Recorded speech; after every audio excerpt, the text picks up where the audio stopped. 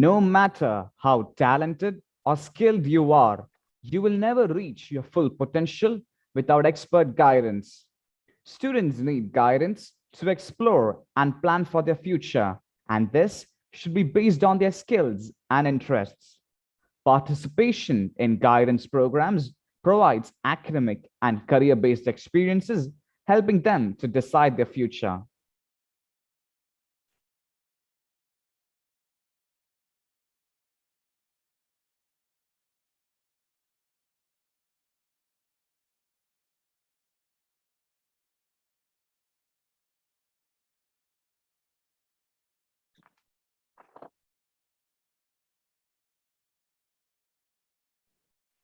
Asha, you can start.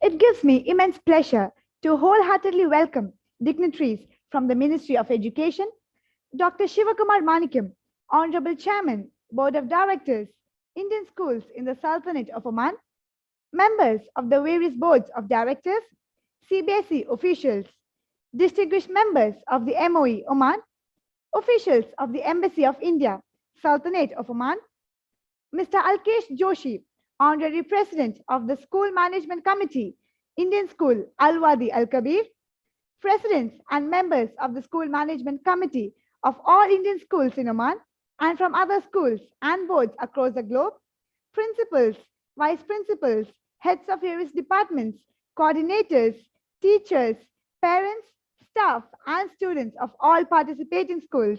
Welcome all.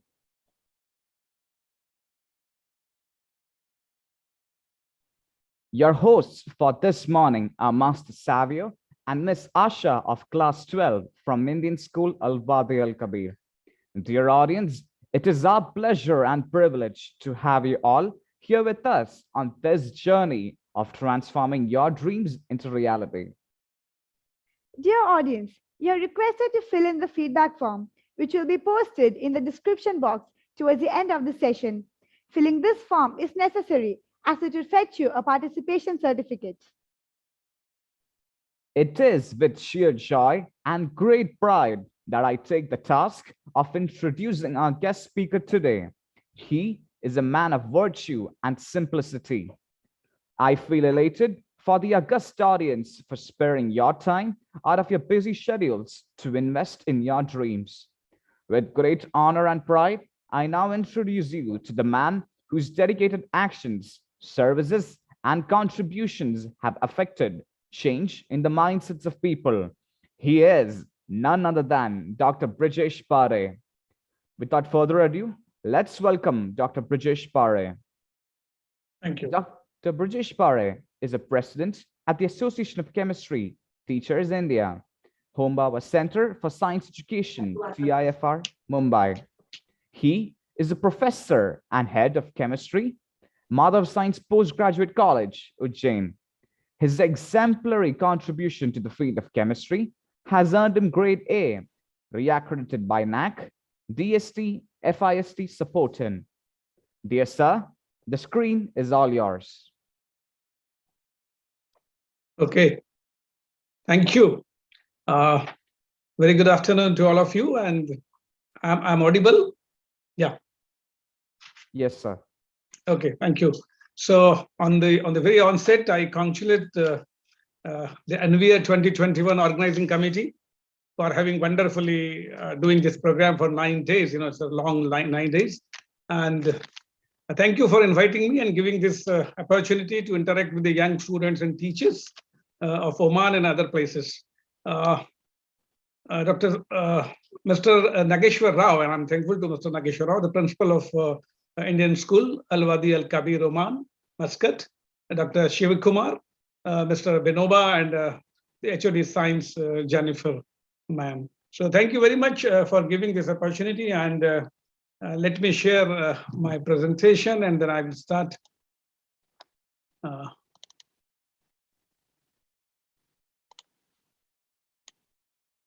It's visible. Anybody, somebody has to tell me, that it is visible. And I successfully shared my presentation.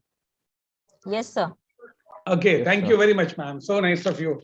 So once again, the young generation, like those who are just moving into the 21st century with a lot of hopes, and of course, a lot of challenges.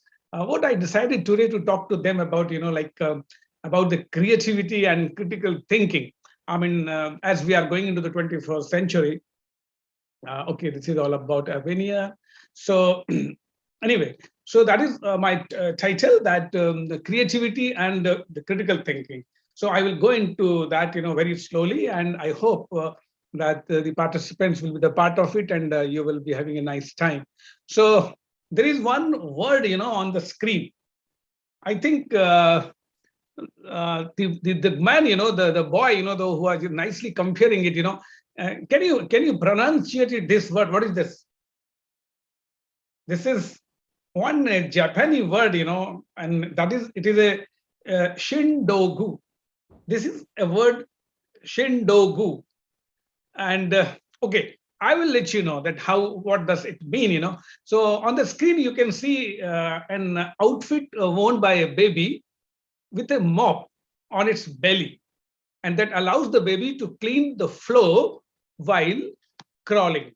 Okay, this is something very, very normal picture, like in the household. Yeah. So I will show you some more. This is a lipstick guide.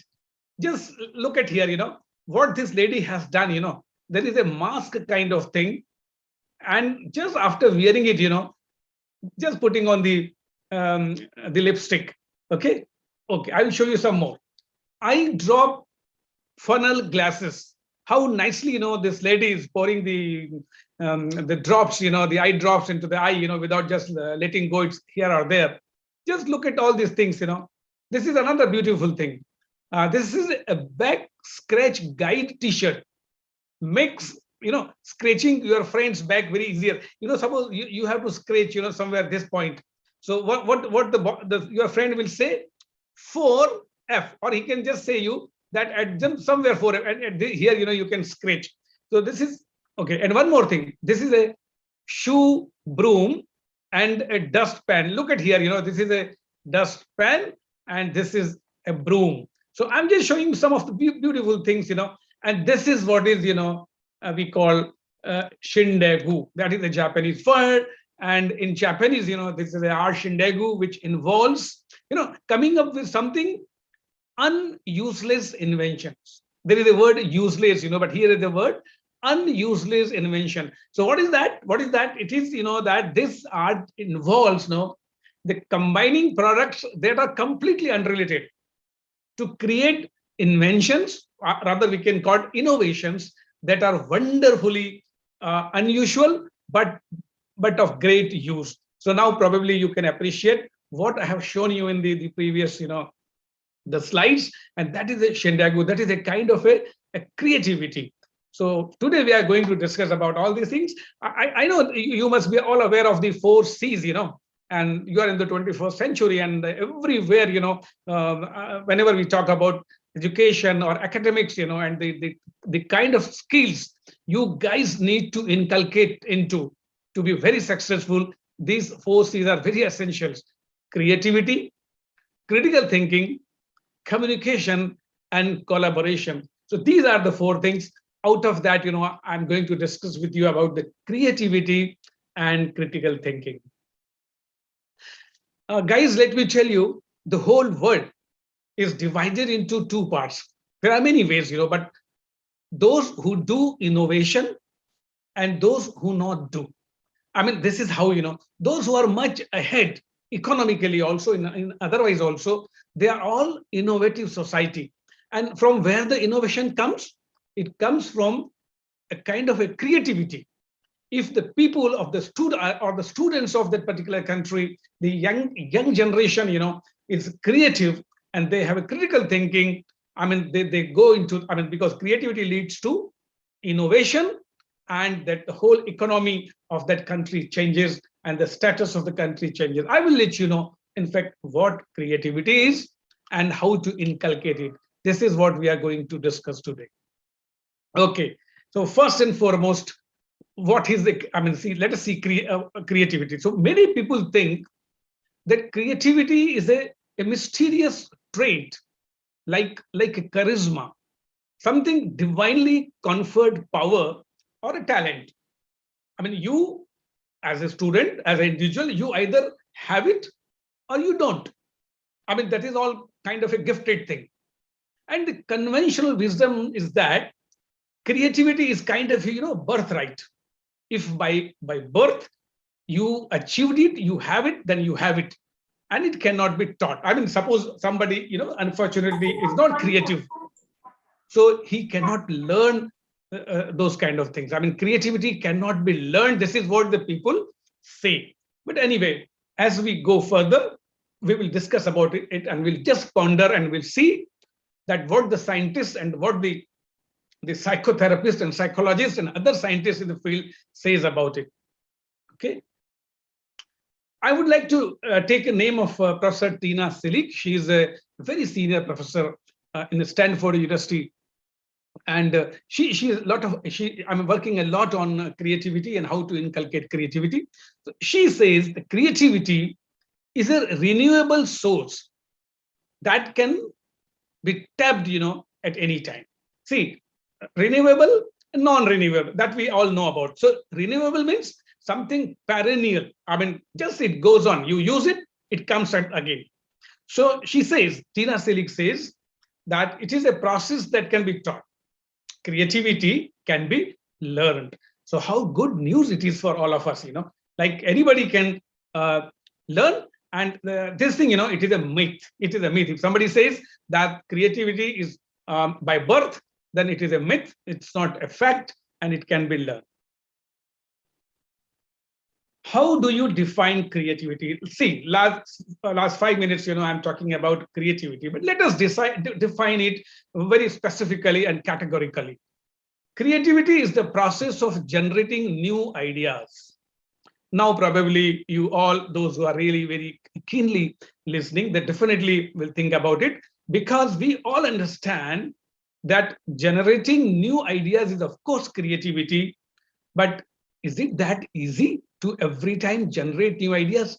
What are those obstacles? Okay, what are the bottlenecks? We have to look into that. So generating fresh ideas is actually quite challenging, because most people find it difficult to get beyond obvious incremental solution. Every time something very stereotype of solutions we look for. And the true creativity requires the ability to break new ground, which requires significant efforts. But that is what we'll just talk that creativity and critical thinking, it is the most desirable characteristics and traits in the young generation. If you want to be successful in every walk of life, or any walk of life, you need to be very creative. So now you know that what creativity is and why it is difficult and what more can be done. Okay. So again, I'm the same, whether the creativity can be learned or it is an innate talent. So a good news is that we are all naturally creative, and like any other skill, some people maybe are more naturally talented than others. That is okay. It is always there, However, anyone can increase his or her creativity, just as anyone can increase his or her musical or, like for that matter, athletic ability with appropriate training and focused practice. So this is what I would say this is a breakthrough. From here, the most important takeaway is that like any other skill, any individual who is interested in increasing the creativity, enhancing the creativity, can do that.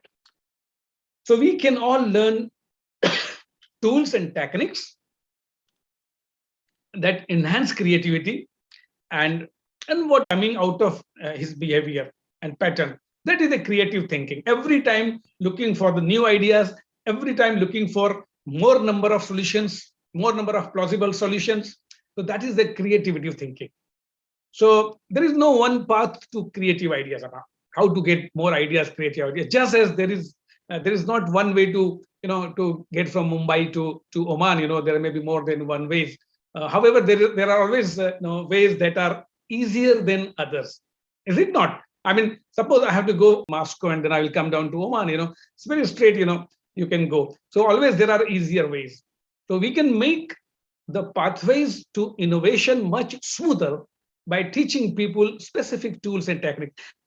See, when suppose I'm saying it that the creativity can be learned, then like any other skill, then for that we need to have very specific tools and techniques. That is what we have to talk about. Okay. Now, at the core of this ability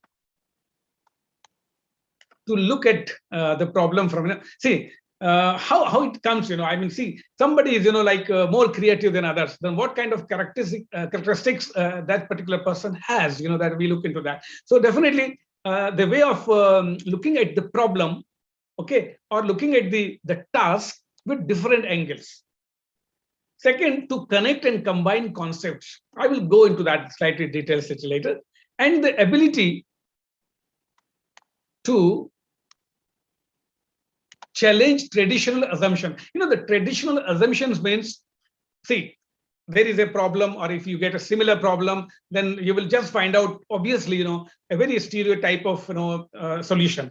So instead of that, those the traditional assumptions, that these are the solutions for this particular problem, and no other thing can be done, and so you have to go out of that. So these are the skills, that require practice to master it. So, I mean, these are the tools. We'll see that how it will be work. I will just take it slowly.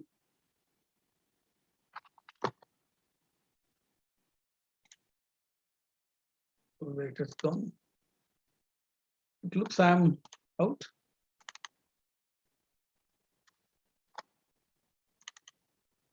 Is it okay now? Can you see?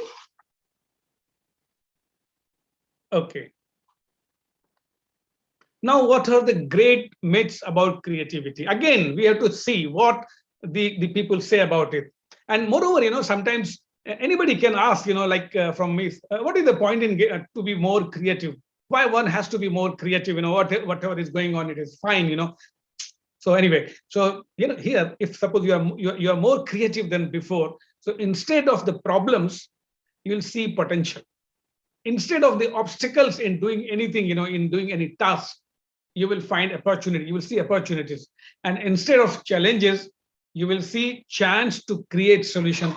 You will be very positive, and every time you will be just trying to get as many solutions as possible, and out of that you will be able to get the best. Creativity is critically important in everything we do. Now, I'm replying to this of the query, that what is the point in having more and more creative.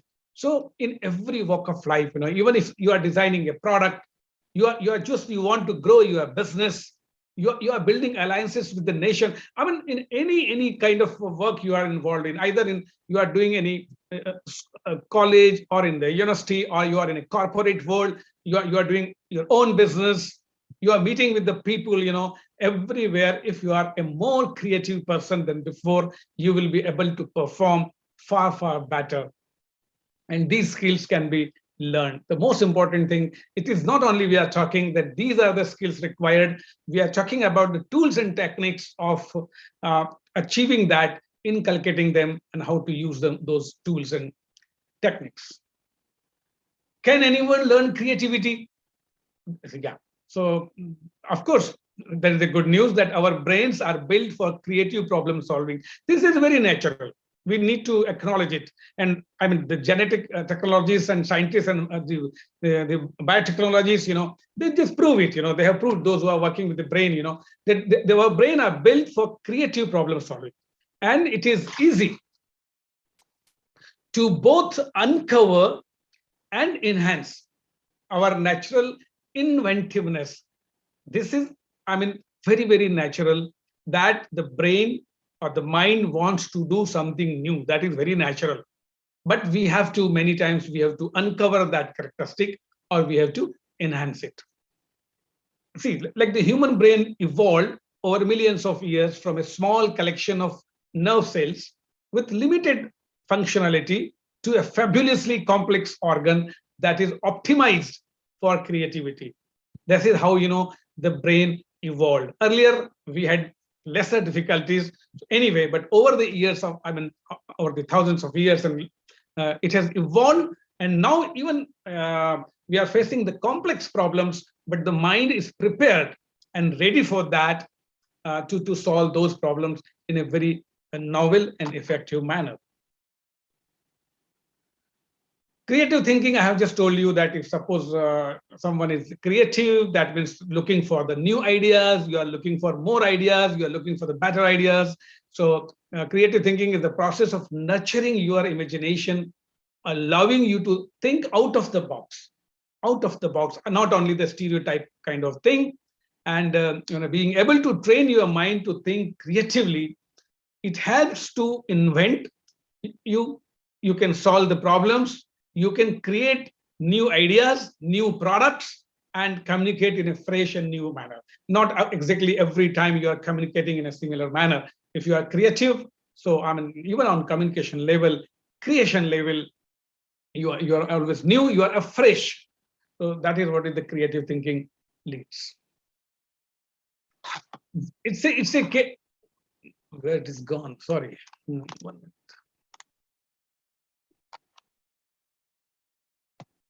Yeah, I was here. So creative thinkers are in high demand in the job market, and creative thinking is one of the key skills needed in future jobs. This is the World Economic Forum report, and that says, like in any kind of job, when you will be going to the university, when you are finishing your courses, and you will be going to the job market. If you are a creative person, you have learned it, all the techniques of that. So definitely you will be very well taken care by your employer. Okay. Now there is a small news information for you. There is a report by Robinson on creativity. So at the age of 5, a child's potential for creativity is 98%. See, 5-year child. By the age of 10, this figure has dropped to 30%. And by the age of 15, it is just 12%. And by the time we reach adulthood, our creativity has plummeted to a mere 2%. So this is, this information is to be taken care of. Definitely as you grow older, definitely the creativity learning, may be hampered. Because as long as you are young and small, you can learn it better. But still, I let you know the methods which I'm going to talk to you at any age, at any stage. You will be able to be more creative individual. Okay, so this is Dr. Tina Silic, as again I'm referring, has created a model, and the name of the model is Innovation Engine. I will show you. It's a very simple thing. Of course, apparently it looks simple, but it's a very nicely designed model. Okay, so this Innovation Engine by Tina Silic that illustrates how creativity results from the interplay of our internal world and our external environment. See, how is somebody is creative?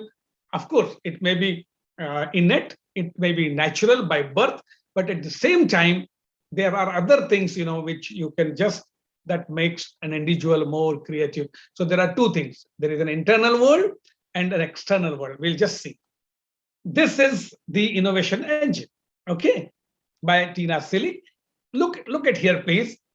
This is written knowledge, okay? Knowledge, imagination, and attitude. This is the inner circle of an individual. We are talking about an individual who we have to make more creative, or he is creative. Then what are those things, those makes one person a creative person? Then from outside, resources, habitat, and culture. This is the outside world. I will just show you how it works. This is, come on, look at here, the 3 parts, this internal.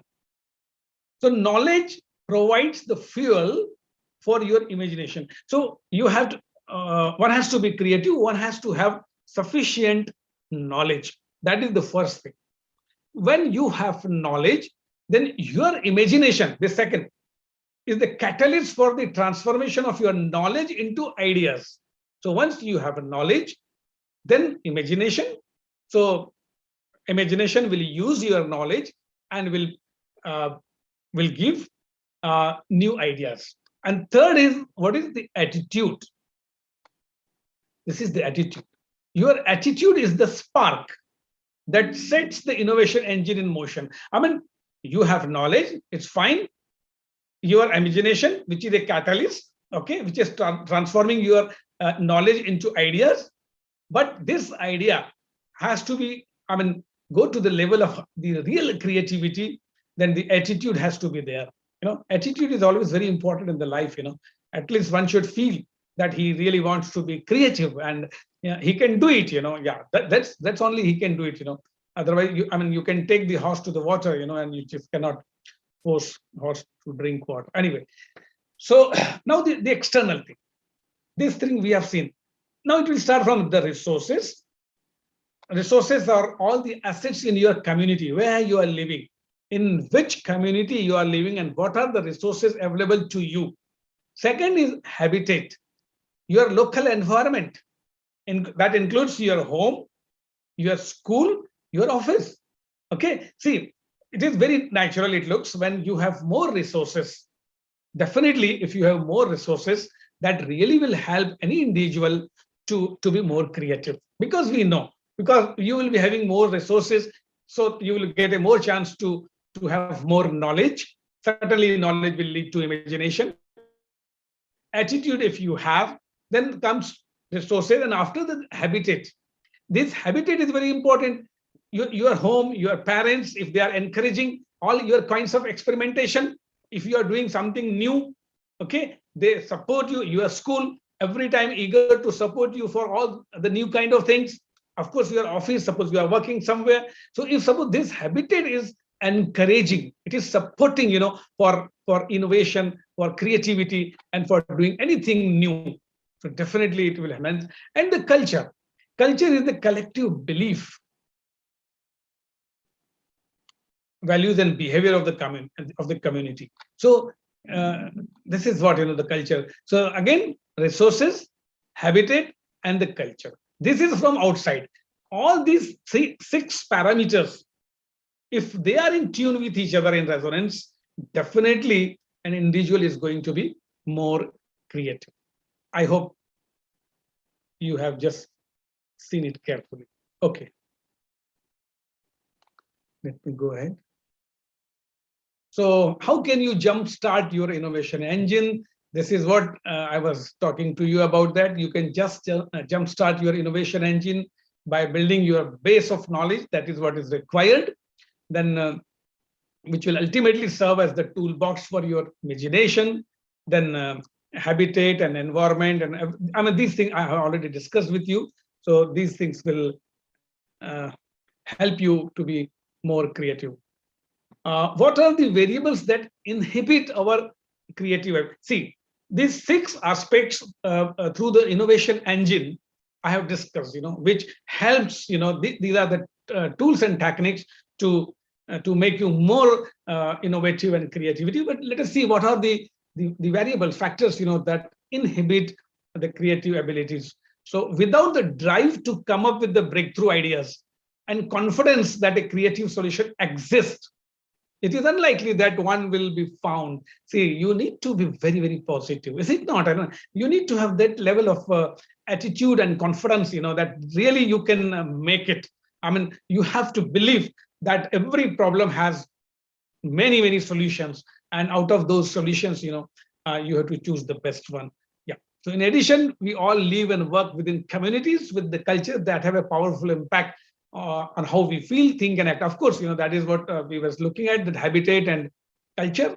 If the culture of a community, of a society is very encouraging for its people, to allow them to do all the new kind of things in a new manner, in new pattern, and so definitely that encouraging society will create more creative people. If the culture does not support experimentation and reward the generation of the new ideas, then it is unlikely that the creative will flourish, is it not? Your parents, your school, your colony, your city, your people, should be rewarding. If you are doing any student, a young student doing something new in anything, in a new manner, he should be awarded. And if it goes like that, definitely the others will also be encouraged, and there will be an overall atmosphere of creativity. Okay. In the beginning, I was talking about that how to change our frame of reference, the angle. If you remember, I was talking about the angle when you are given a task, when you are given a problem, we are working on. So you can look at every situation, every challenge, and every opportunity from different angles. This is very important. What we are talking about creativity. We are talking about new ideas. We are talking about the fresh ideas. We are not talking about that every problem has got some stereotype answer or solutions. Okay. So for that, this is very important to have a different, you need to look a problem or a task or any challenge from different angles. Each angle provides a different perspective on that situation and unleashes new insights. I will give some very good examples. So we are creating frames for what we see, what we hear and experience all day long. And those frames both inform and limit the way we think. That is also the problem, we always have a fixed perspective many times. And that kind of a prejudice, for a particular kind of thing. And every time we look at the problem with one fixed angle, we don't want to change the vantage point. And every time we get the same solution. So in most cases, we don't even think about the frame. We just assume we are looking at the world with the proper set of lenses. We don't want to change the frame of reference. Okay. Now I will let you know that how it helps. Creativity we are talking about, and the critical thinking. So let me tell you about the critical thinking. What critical thinking is, and it can also be learned. See, if suppose one individual is very highly creative, and whenever a task is given, because he is a creative individual, he has come out with several possible new solutions. Now, there is a single problem, and you have come up with, say, around 7 to 8 to 10 solutions. Now, since you are very creative, you have got many solutions. Now, you at this stage need to have the ability of critical thinking. Out of those 8 solutions, how to arrive at the most appropriate, or how to arrive at the best solution, that is what is known as the critical thinking, where you have to remove the lesser important solutions, and you have to arrive at the best. So this is also possible. In fact, many would argue that the critical thinking is the primary aim of formal education. That is what, 21st century 4C, again, creativity, critical thinking, collaboration, and communication. We are talking about creativity and critical thinking. See, so this is the primary aim, critical thinking. And despite its centrality to the objective of the formal education, educational institutions, even the best ones, they struggle to help students develop it. Very less opportunity for critical thinking, because every time you are given problems that have standard answers. And we, as a teacher, we expect from you all those standard answers. So there is very less opportunity for critical thinking and flowering, that kind of ability. Every person can improve their creative thinking skills. By doing so, it will help you create. Again, I'm saying, what is the point? If suppose you are very creative in thinking, very critical thinking, how it is going to help you? It will help you in creating whatever you are doing, interpreting, of course, and come with the solutions to challenges in your daily life routines. It is not necessarily every time you are working for somebody, for your employer, or even in your own life, you are in the school. You are dealing with your teachers in your university, in any of the organization, and even at home also. See, now when home is there, when school is there, when university is there, when organization is there, how important it is to have the ability of to be more creative and to be critically thinker. I'm giving you one very good example, because I'm giving it because usually, we don't get this chance in Oxford University. They do one exam, that is known as the one-word exam. And in this one-word exam, they give only one word to the students. It could be anything, maybe innocence, it may be miracle, it may be fire, it may be water, anything else. And the challenge was that, to craft an essay in 3 hours. Let us see, one word, and the student supposed to write for 3 hours. See the beauty and the freedom, and see the opportunity for the creativity. Now you have to, write, and you have to stretch all your imaginations. Okay. And this is a very, very popular event. And usually, this is very successful and very exciting. So, but anyway, we don't look, we don't get this kind of opportunity, for just fostering or stimulating our creativity or activating our own because this kind of things are very, very useful. So always keep in mind, the teachers are there, you can make use of these kind of things to enhance the creativity among your students. Okay, so creative problem solving is not considered a skill to be learned. This is very unfortunate. This is the scenario. So creative problem solving should be encouraged. It is. See, and it is considered, that it is not a skill. Again, the same thing. Either you have it or you don't have it. But now that is a story of the old time. We are into 21st century. We have got so many researchers now present before us, and we can make use of those things. And now we can deny the fact that creativity or critical thinking, they are no more innate or by birth kind of things, characteristics. It can be learned and it can be taught. One thing I want to tell, when we talk about science, what happens in the science? There are scientific methods. Suppose there is a Nobel laureate, even suppose he does something very, very extraordinary, very breakthrough. But what he does, what he or she does, he or she uses scientific methods. Okay, and generating data, getting a pattern, concluding it, and then they get a Nobel Prize. That is the scientific, but the scientific methods are the tool. Similarly, creative thinking is a tool for invention. And all these Nobel laureates or all big scientific people, they are very good creative thinkers also. So creative thinking is like a scientific method, and if you want to invent rather than discover, because see, we know the invention is definitely at higher level, in the sense invention means the creation of an idea, and discovery is something, like something is hidden and you found it, maybe just by efforts or serendipitously also. So this is what I want to tell you about the scientific method and creative thinking. Okay.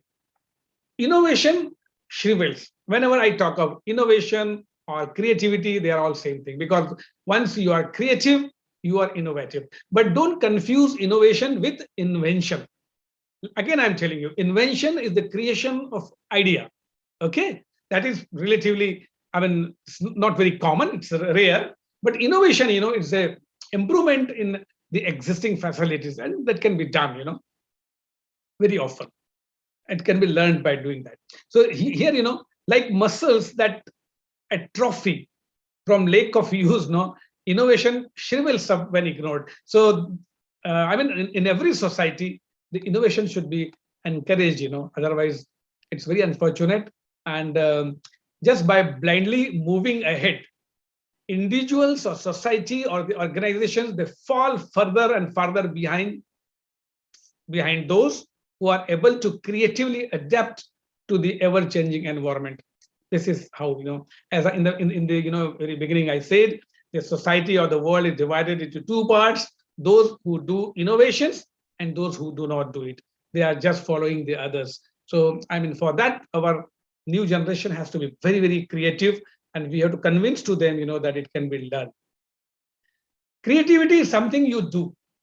It is not, something you think, So, it costs nothing and to generate amazing ideas, and the results are really priceless. One example regarding the creativity, let us see how, the change in the frame. Suppose you are taking a class, and you ask in the class, what is the sum of 5 plus 5?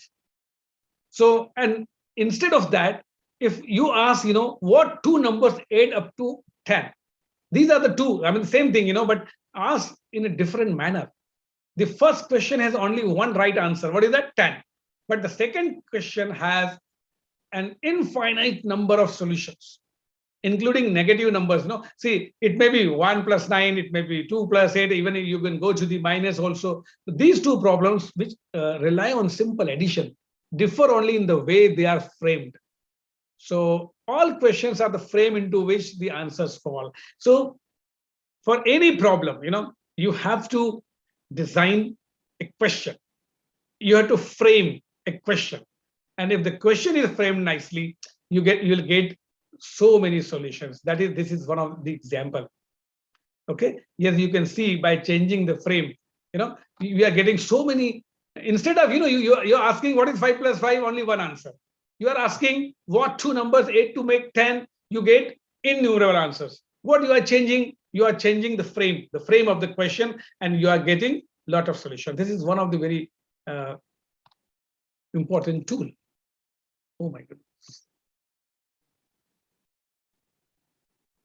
Yeah, I want to just about the Einstein, So once the Einstein quoted as saying, very beautiful, if I had an honor to solve a problem and my life depended on the solution, I would spend the first 55 minutes determining the proper question to ask. And for once I know the proper question, I could solve the problem in less than 5 minutes. Yeah, I'm just showing, that when he was saying, the life depended on that solution. Something very, very critical. So what he's saying, for any problem to be solved, you have to have a proper question. As I just giving an example in the previous, 5 plus 5 and all that. And once you have a proper question, the answer will be there. Mastering the ability to reframe problems. Now, we are talking about it, that we have to reframe the problems. Instead of asking in the class 5 plus 5, what is that? You have to ask, what two numbers add to make 10. This is one simple example. There may be many like that. So you have to master. Mastering the ability to frame problems is an important tool for increasing your imagination, because it unfolds a lot of possible solutions, and a lot of solutions, that is the creativity. And with experience, it becomes quite natural. One more tool I'm talking about by Michael Berry. Start with why. Whenever you get a problem, if you have to solve a problem, ask questions. So there is a very simple, very effective story. It goes like, this fellow, Michael Berry, you suppose, somebody comes to you and say, that to build a bridge for me. If somebody comes to you and say, please build a bridge for me. So Berry says, you have to ask why. We are talking about why. So just ask, why do you need a bridge? Okay. So that fellow says, because I have to get the other side of the river. Okay. So then he says, don't stop here. Again, ask why you need to cross the river. And that opens, many other things. So, and you can suggest, that you can go by, by a ferry, or you can go a tunnel, or you can have a zip line, or just by boat, anything, you can cross it. But okay. Then you ask, why do you want to go to that side? He will say, I go for there to earn something. For employment. So you just can say, what is the point in going to that side? You can have a similar employment this side. So the point is that how this why, open the frame. Every time you are asking why, and you are getting lot of possible solutions, broader solutions and more number of solutions. Okay. Okay. Entertaining. Yeah, this is another very beautiful thing, entertaining ways to practice changing your perspective. We are talking about how to change the perspective, how to ask the questions, So one of the ways is, and that is a very favorite, to analyze jokes. And jokes are funny because they change the frame of the story when we least expect it. Okay. So through just by analyzing the jokes also, just by humor plays a very important role in inculcating creativity. So there is one very good joke. Two men are playing golf on a lovely day. As the first man is about to tee off, a funeral procession goes by in the cemetery next door. He stops, takes off his hat, and bows his hat. The second man playing with him, says, "Wow, you are incredibly thoughtful." The first man says, "It's the least I could do. She and I were married for 25 years. So as you see, the frame shifts in the last line. At first, the golfer appears thoughtful, but he instantly turns to a jerk, when you learn that the deceased, person was his wife. Okay. Another very joke, from Pink Panther, I like it very much, and that helps in doing that. So there, the inspector goes to a hotel, and there the receptionist was there, and there was a dog also. So the inspector asked the receptionist, does your dog bite? The hotel clerk says no. And then the inspector, start playing with the dog, and the dog, the bites the inspector. So the inspector says, I thought you said your dog did not bite. So the hotel receptionist says, that is not my dog. Yeah, yeah. So reframing problems takes effort. Definitely you have to learn, and these are the methods, how the frame shifts, and how the creativity. That's why, the jokes are so beautiful, and we make a lot of creativity in that, and it can be practiced. Bring in the bees. This is very important. Again, the strength, industriousness, and the wisdom of a bee symbolize to that of the Jesus Christ. The symbolism of bee in Christianity is all about, the positive and the sweet metaphor. If you focus on how the bee works, you will find new meanings to its symbol.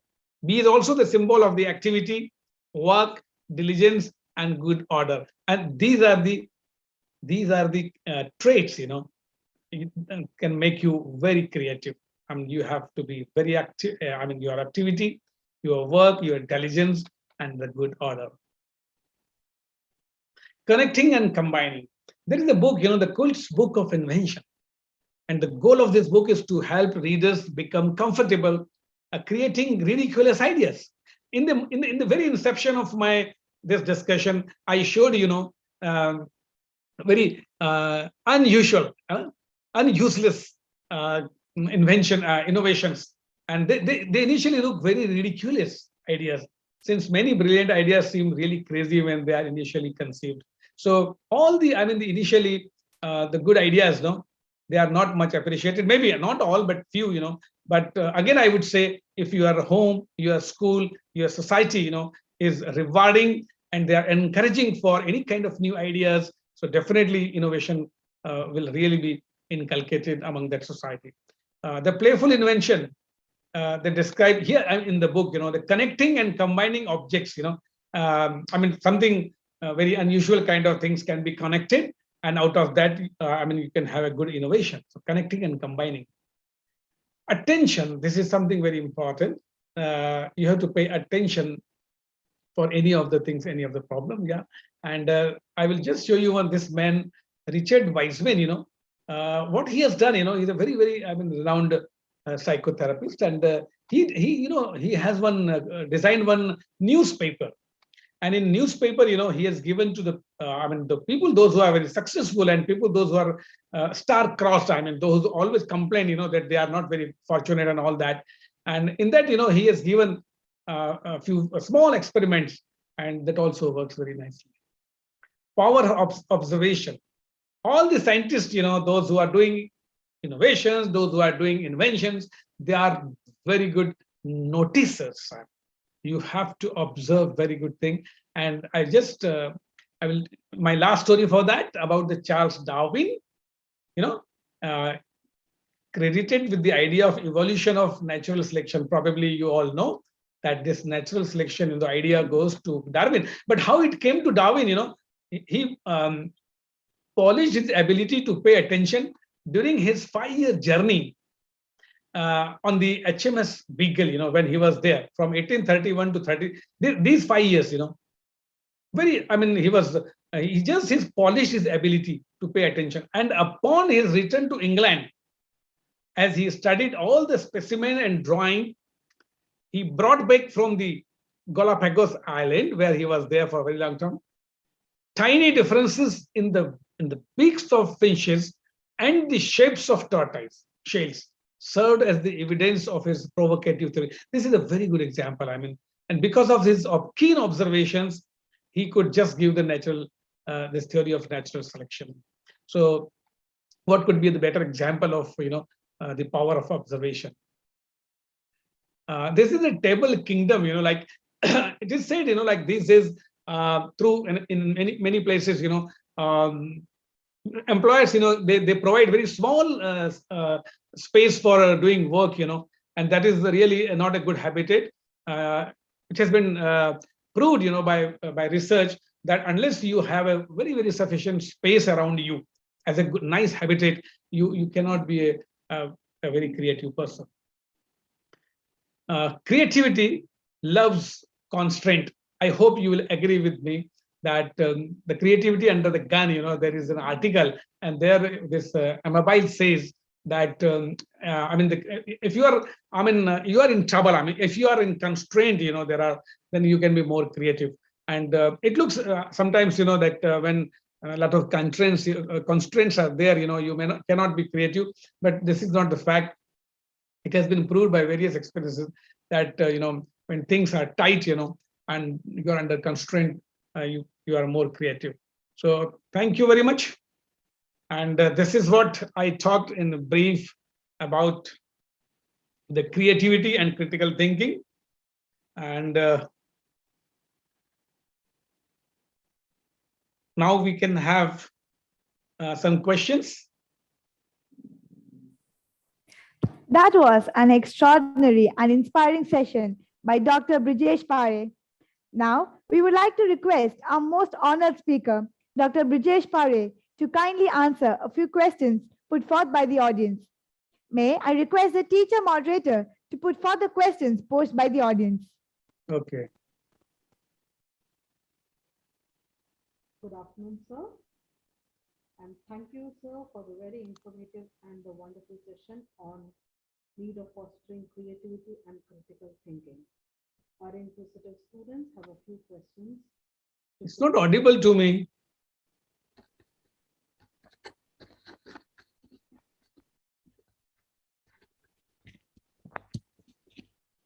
Good afternoon, sir. Yeah, good afternoon. Yeah.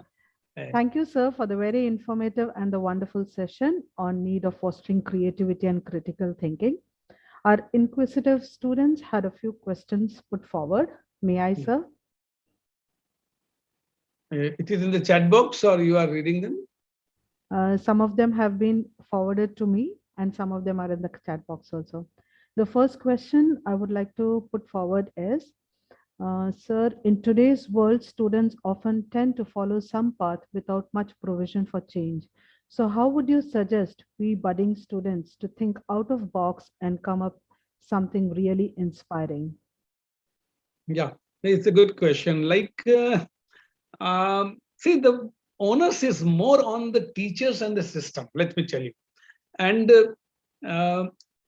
see, I think most of the students, if from CBSE, even not from CBSE, I would like to refer, the new education policy by the Indian government for every level, like even school, university, or colleges.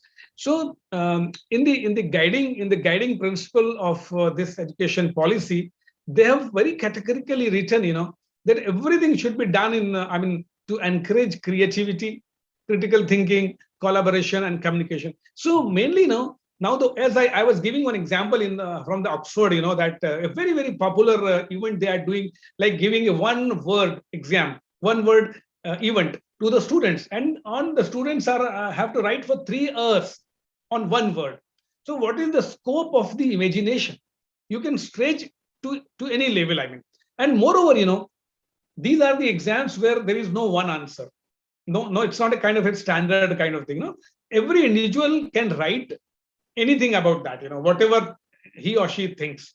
So mainly, like the onus is on with the teachers, with the schools and colleges and universities, and I mean the educationist, that to give more opportunity, and the school education and college education should be done in such a manner that, because see, one thing is for sure, that everyone is creative, okay, and so I mean that is the good news. And if given more opportunities and more methods of doing that and techniques, so they definitely will be more encouraging. And of course, not only the school, I mean the home, the society, your own cities, towns, and everybody. I mean the whole society, the culture should be encouraging. So that is what how I look at it. The students are ready for that. I mean, students, whatever you give to them, they are ready to take it and take it forward. So the more onus is like on us, the senior people, those who are educationists, those who are teachers, and those who are the policy makers. Thank you, sir. Another question is, what is the importance of critical thinking in the jobs of 21st century? Yeah, definitely. What we are talking about is of 21st century only. Like, see, and the kind of any see, let me tell you, whatever job you are doing, you have to be creative, because creativity is, it is not subject specific. I'm not saying that you have to be creative in physics, or you have to be creative in biology or in chemistry. That is, the way of doing at things, way of looking at things, way of looking at, I mean, to resolving the problem. Problem is, I'm not talking about the day-to-day problem. Of course, if you are a creative person, individual, anything at home, anything with friends, among the friends, in the society, in the organization, where you are, once you are, see, if you have the ability to look at the problem with this different perspectives, is it not? And definitely you will have more solutions to the problem. That is what is the creativity is. Okay, so whatever we are talking about, that is for 21st century only. And that is now, see, as there was one slide I talked that the previously, the life was easier, things were not complex now, but over the years the mind has evolved, and now the mind is ready to take up the more complex problems. So nothing to be worried about, and only thing you have to inculcate that skill.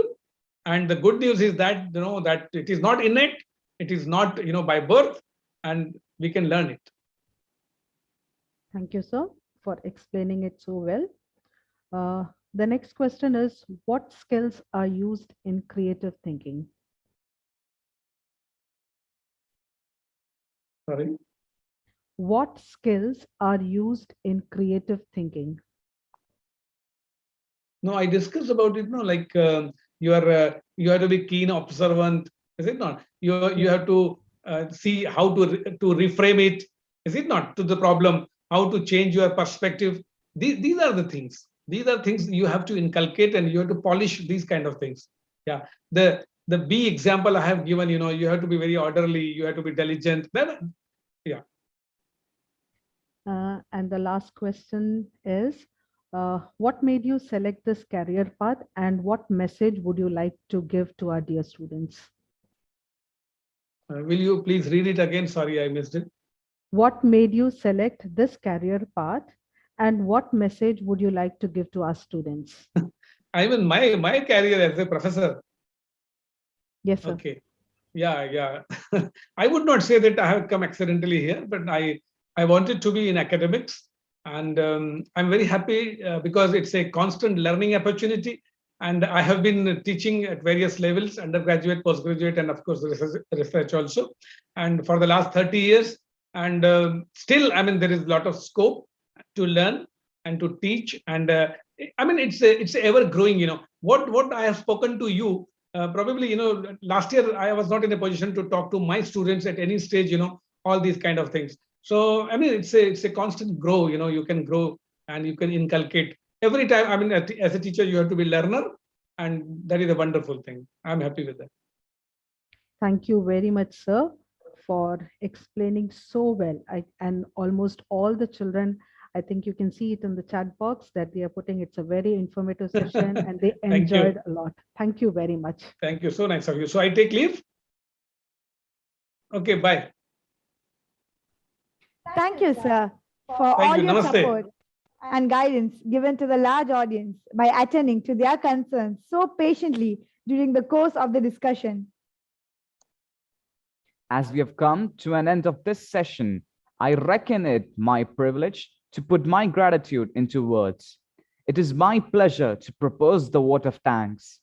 On behalf of Indian School Al Wadi Al Kabir, the organizing team, and the entire audience, let me first express a profound gratitude to His Majesty Sultan Haitham bin Tariq for the magnanimous benevolence showered on the Indian diaspora in the Sultanate of Oman. May the Almighty shower abundant blessings on His Majesty and this peaceful and prosperous country of our residence. We extend our heartfelt thanks to our eminent speaker, Dr. Brijesh Pare, for all his words of motivation. Thank you, sir. The session Thank you. was truly informative and enlightening. It opened up new vistas in front of us. Our deepest gratitude to Dr. Shivakumar Manikyam, Chairman, Board of Directors, Indian Schools in the Sultanate of Oman, and other members of the Board of Directors, Indian Schools in Oman. Thank you, sirs and ma'ams, for your encouraging presence and guidance at all times. Our sincere thanks to Mr. Alkesh Joshi, the President of Indian School Wadi Kabir Management Committee, and other members of the committee for their overwhelming encouragement at all times. I also wish to take this opportunity to express our heartfelt gratitude to our tower of strength and source of motivation, our beloved principal, Mr. D. N. Rao. Honorable principals of all the participating schools in the MENA region, vice principals, assistant vice principals, coordinators, supervisors, and the entire teaching community of all the participating schools for their support, guidance, and active involvement. We are indeed grateful to our platinum sponsor, StudyCo, gold sponsors, Jain University, Grey Matters Academy, Sri Ramachandra Institute of Higher Education, and Veller Institute of Technology. Bronze sponsors, Middle East College, Thapar University, MIT World Peace University, Pune, and Dallas Baptist University. Our digital partner, Spectrum, and our media partner, The Arabian Stories, for their support in making this mega event a tangible reality. I wish to thank each and every student and parent for their valuable presence in making this session of our Global Career Fair, AVENIR 2021, a grand event. An event of this kind requires the coordination of a committed team. My earnest and heartfelt thank you to my ISWK team behind the scene, working tirelessly and making AVENIR 2021 a tangible reality. Thank you all. See you soon for the next session. Take care and have a wonderful day ahead.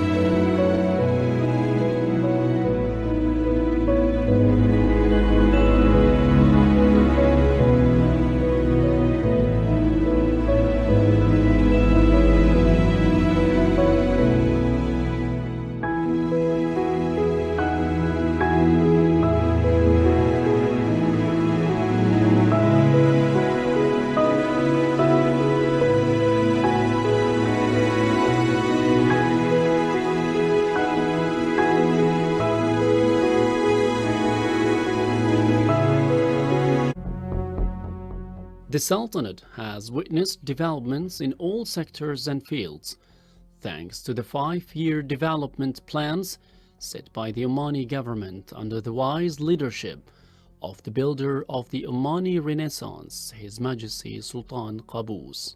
These plans have played a major role in diversifying sources of income and reducing dependency on oil. The Omani government heavily rely on Oman Vision 2040, which will focus on 3 main pillars. The first pillar focuses on human and society.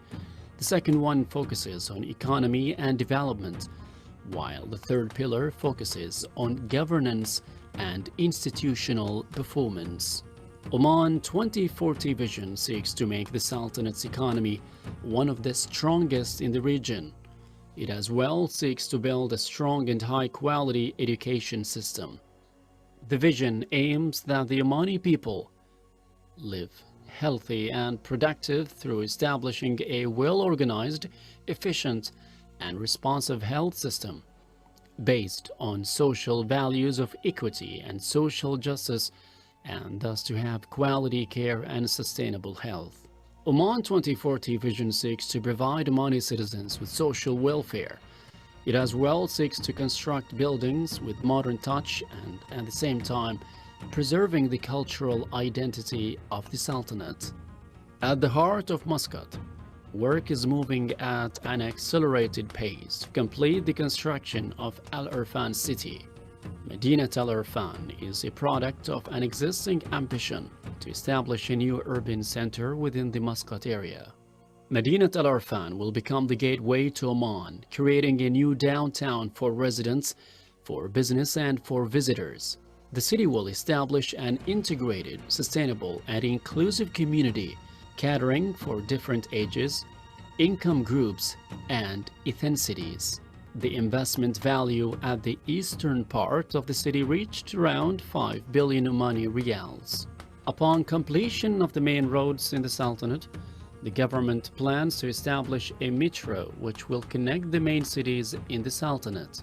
The Sultanate's future plan is to launch a satellite, which will be used for researches and communications.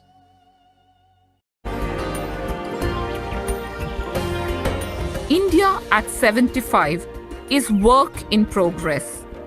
Our magnificent country is a young nation and an old nation. While we have conquered many peaks, innumerable peaks beckon.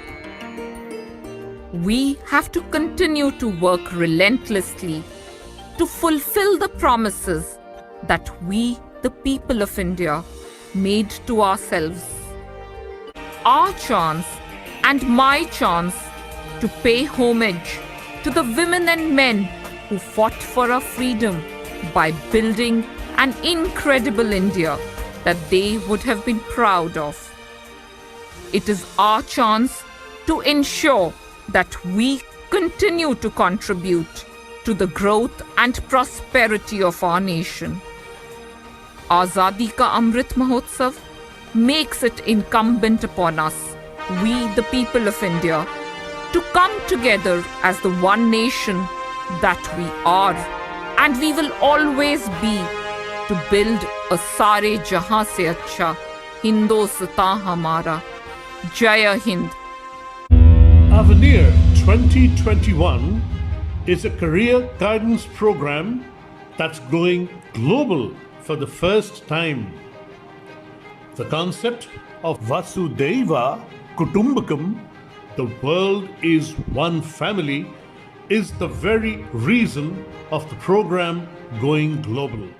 The main objective of AVENIR 2021 is to prepare our students to be future ready.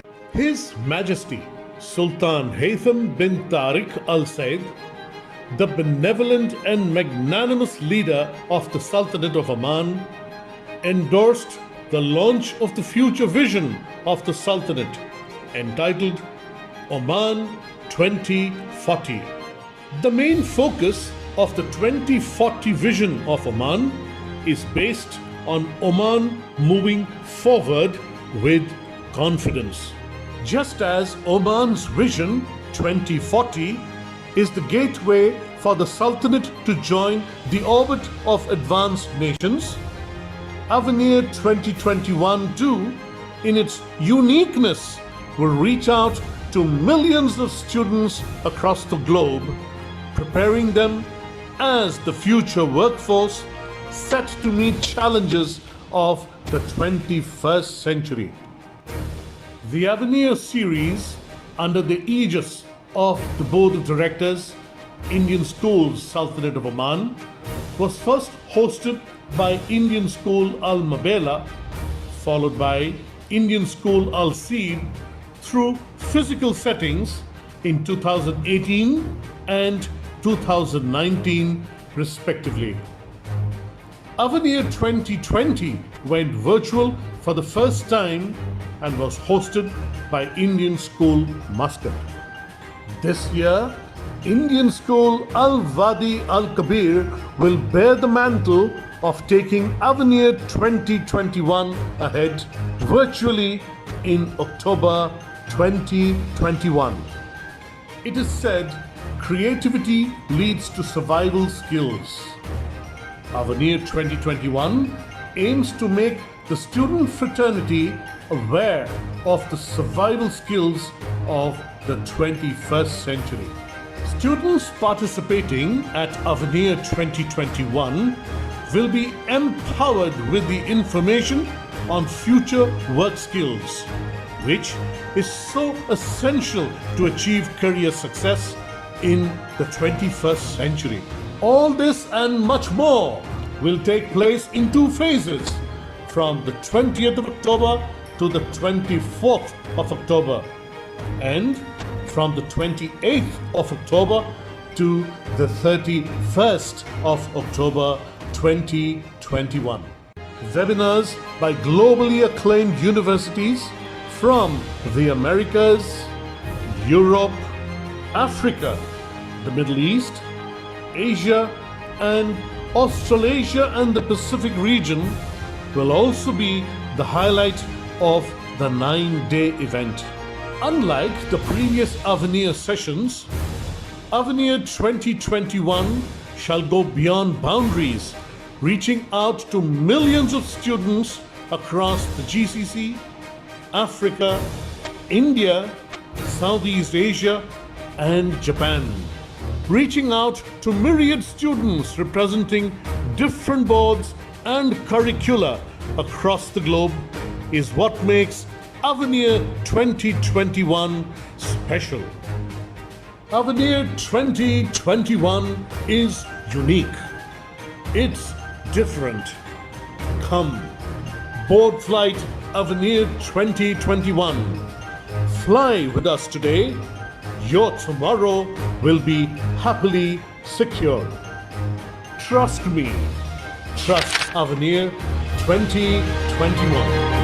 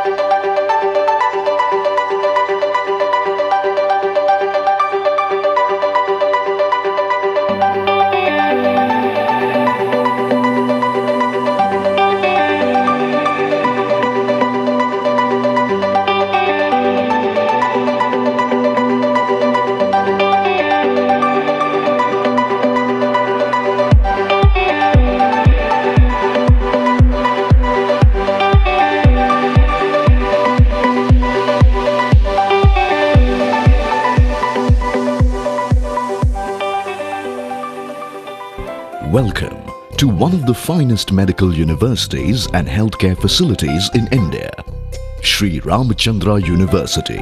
which is situated in Chennai, the metropolitan capital city of the state of Tamil Nadu in South India.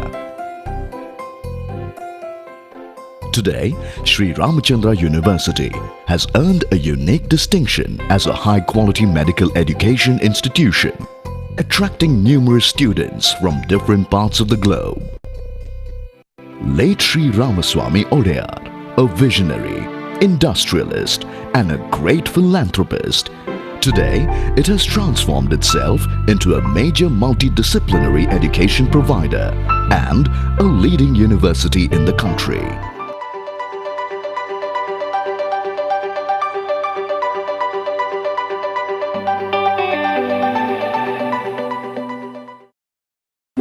An institute with 4 extensive eco-friendly campuses at Vellore, Chennai, Amravati, Andhra Pradesh and Bhopal. Here diversity is at its finest level with more than 38,000 students from more than 50 countries.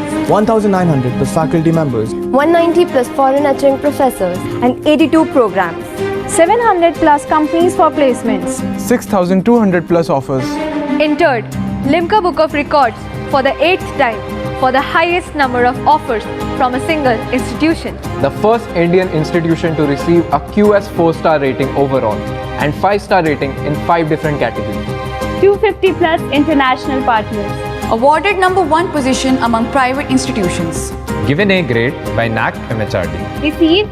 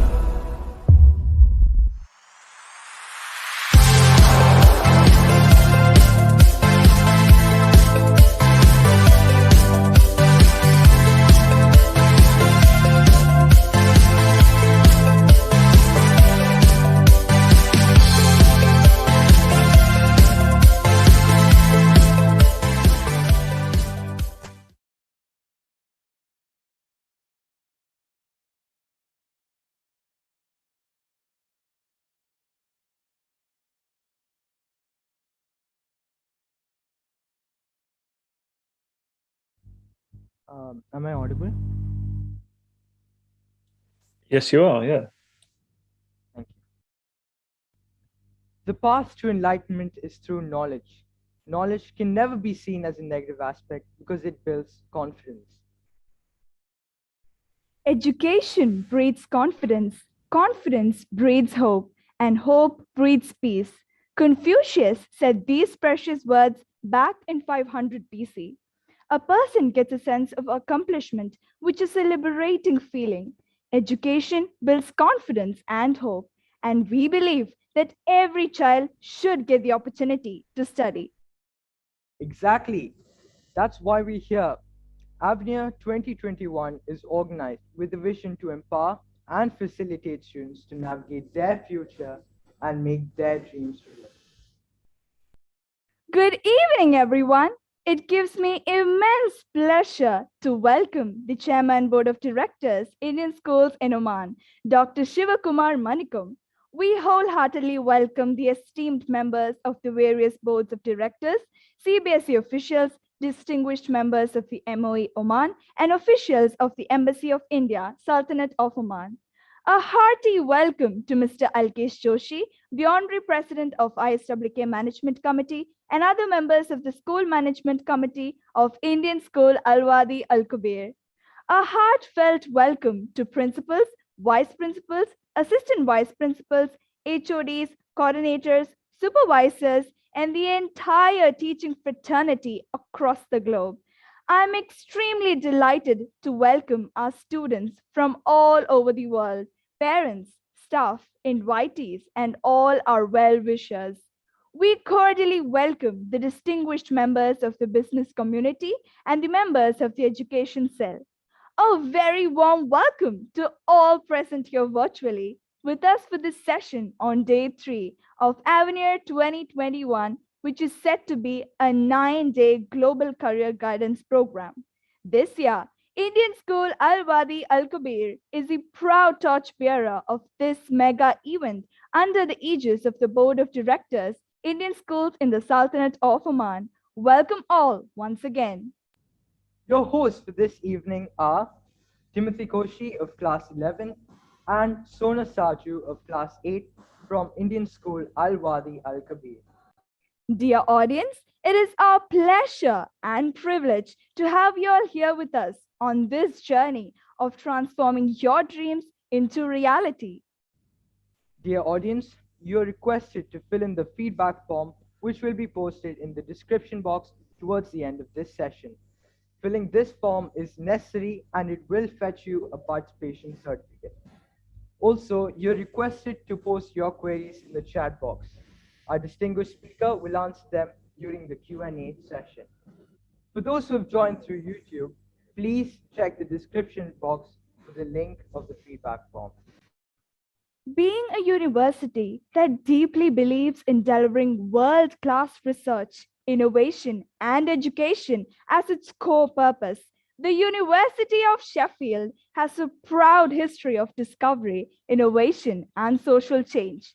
In 1930, they pioneered the very first medical use of penicillin, while more recently, their researchers developed a life-saving drug for the treatment of ovarian and breast cancer. Today, we are honored to have with us an eminent representative, Mr. Adam Brown from the University of Sheffield, who will discuss programs and courses offered by the university. Prior to the session, let's watch a video presentation about the university.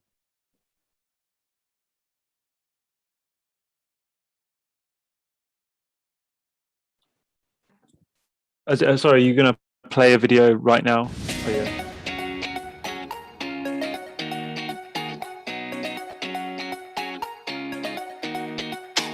Hello, I'm Kun Lamberts, Vice Chancellor of the University, and I'm absolutely delighted to welcome you to Sheffield.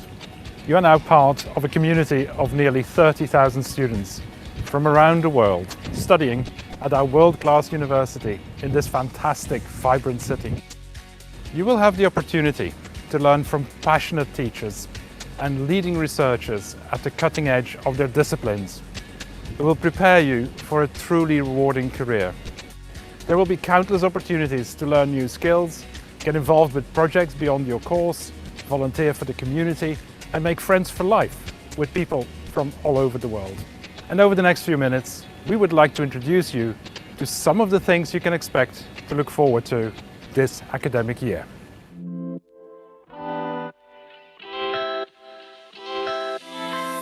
Welcome to campus. You'll likely be spending plenty of time here throughout your time in Sheffield. Campus is just a short walk away from our accommodation, so it's the perfect place to grab your morning coffee, catch up with friends, or find somewhere quiet to study. There are multiple libraries across campus where you can access reading materials for your course, use the study spaces, and find help and support when you need it. You can also access these services online through our extensive digital library. As you explore the university, you'll notice some safety measures put in place to keep everyone safe. This includes increased cleaning and hand sanitizing stations across our campus. Please also respect everyone's personal choice in wearing a face covering. For the latest information, please check the university's website. This is your student.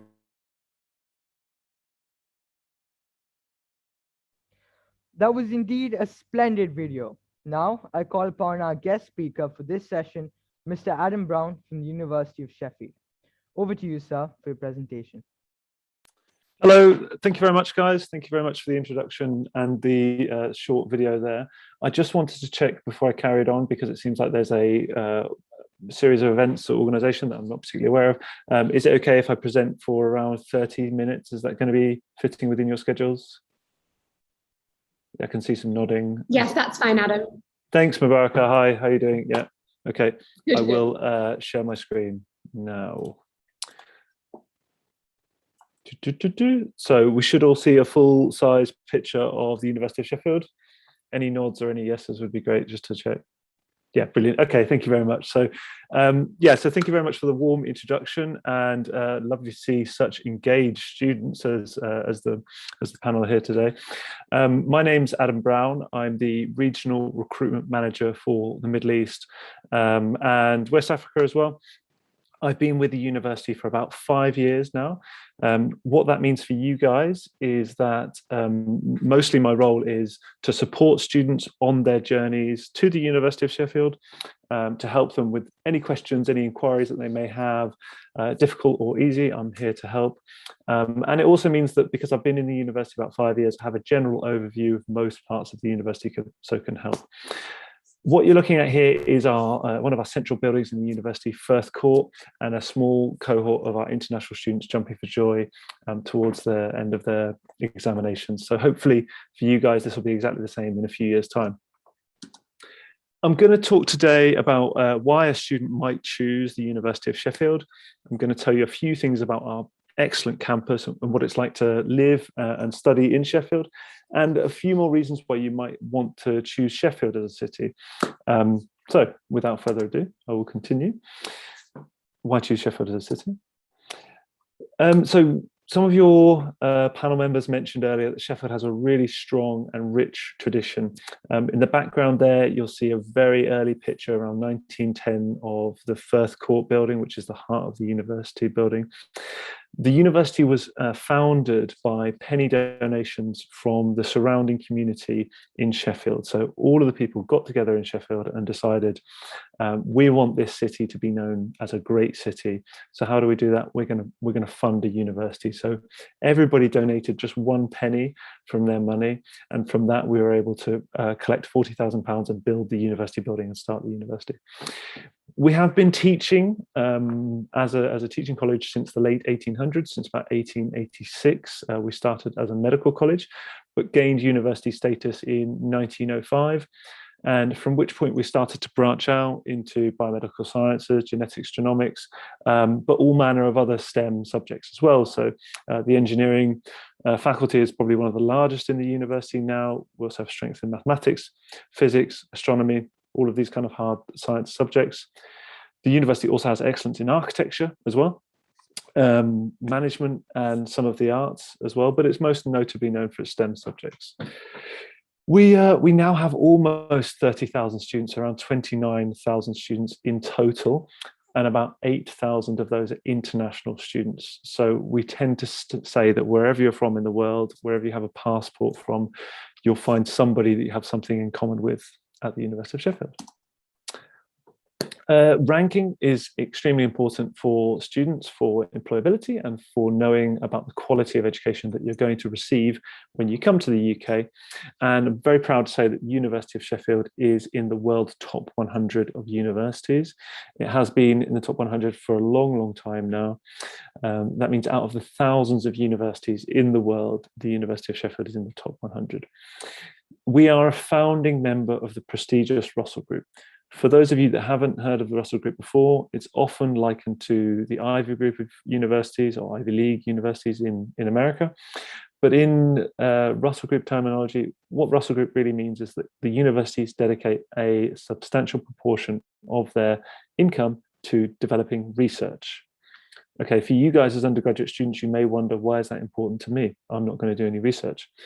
You will actually do a little bit of research in the final year of your degree, but the reason that that's important to you as an undergraduate student is because universities with high research excellence, as you can see, we're in the top 10% of UK universities, those universities get more funds from government to dedicate to facilities. We get more funds to spend on academics, to get the best academics for the field. Those academics are the guys that are teaching you. So they're the academics that are on the forefront of the discoveries of their field, and they're teaching you about that. So the stuff they're telling you is not 10, 20 years old. It's on the forefront, happening right now. We have a long history of welcoming students from all over the world to Sheffield, as I mentioned previously. Many clubs and societies that you may want to join, so have a really, really international community. I'm going to talk a bit more about this later. And celebrations of international culture are always happening. As an environment, it's a really, really welcoming location. It's a very safe city. And again, I'll talk a bit more about that that later. But it's not the kind of place that I would imagine would scare anybody, and all the international students that I speak to have felt very comfortable coming to Sheffield. I feel like we might have skipped a couple of slides, maybe not. Okay, so as I mentioned before, we are very well ranked. So we're 13th in the UK. It's out of 180 universities in the UK, we're 13th, which is really quite a strong testament to the teaching experience that we give and the student experience as well. We have world-renowned scientists, thought-leading experts, and technical innovators. Again, these are points I'm going to touch on a bit more later. I'm hoping the next slide is our Nobel Prize winners, which it is. So again, academic excellence is at the heart of what we do at the University of Sheffield. Some of you who have done biology may recognize Hans Krebs, known for the Krebs cycle, the process by which carbohydrate is transferred into energy muscles. He was studying and teaching at the University of Sheffield when he discovered that, notably by observing a pigeon, apparently. But also, as one of your panel members mentioned earlier, Baron Flory, who contributed to penicillin, so Harry Kroto, who was involved in the Buckminster fullerene carbon, gosh, I've forgotten the word, molecule. As well. So yeah, we have a long history of Nobel Prize winners in the University of Sheffield. We also have an equally illustrious history of outstanding alumni, and this is just a couple of them. The first woman to fly solo from Britain to Australia, Amy Johnson. The Chief of Justice of Malaysia is one of our alumni as well. Dr. Helen Sharman, who was the first Briton to go into space. She went into the MIR and met up with, that's just a different story I'm not going to say about that. So yeah, so some of our illustrious alumni are there and you can join them. As a university, we're considered probably around a mid-sized university with our 30,000 students. We have 50 departments across 5 different faculties, the faculties of science, engineering, medicine, dentistry and health, arts and humanities, and social sciences as well. So it's quite a large community in the university. The broad range of subject areas I touched upon earlier, some of them more you can see there: journalism, finance, economics, music, physics, medicine, mechanical engineering. I'm not sure if I'm going to speak about entry requirements at the end of the presentation, so I'll just drop it in here because it is extremely important. We accept students directly from the CBSE, as do many UK universities. We look for between 75 and 85% in our subjects. For our science subjects, computer science, biomedical science, the aerospace courses as well, we'll look for about 80 to 85% overall, and then there will be additional subject-specific requirements for them. Usually they'll be looking for around 80 to 85% in mathematics, 80 to 85% in another science subject as well. So I'm not going to go into the full details of each one of those courses, but that's the general range that the University of Sheffield is looking for when they're recruiting students. Employability is extremely important, and it is embedded into every single part of our teaching within the university. If you are an engineering student, for example, you will be receiving 2 different modules in your 3rd year focused just on building your skills that are going to support you in your career. The university itself is top 3 in the Yorkshire and Humber, which is the area in which it is, for graduate prospects. We're top 5 career service in the UK as voted for by students. So again, I'll talk about this a bit more in a minute, but when you're in the university, you'll have access to a career service, and ours is considered in the top 5 of all 180 universities. And 96% of our graduates are in work or further study within 6 months, of course.